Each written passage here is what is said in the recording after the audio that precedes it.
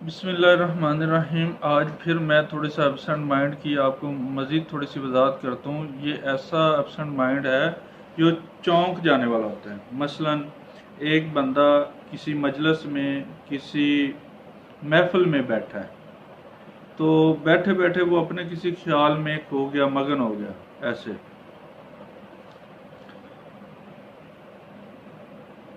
तो अचानक उसको कोई आके बुलाता है, तो उसको जब वो खोया हुआ होता है तो उसको इल्म नहीं होता कि मेरे आसपास क्या हो रहा है।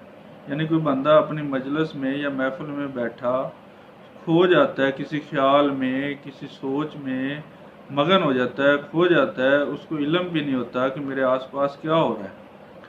तो अचानक उसको कोई बुलाता है इसी ख्याल की वजह से कि उसको पूछता है कि आप क्या कर रहे थे। तो वो क्या करता है, खोया हुआ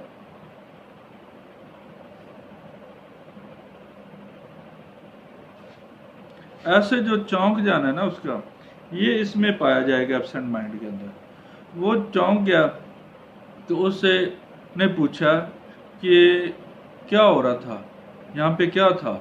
यानी उसको इस बात का उसको कोई इल्म नहीं था।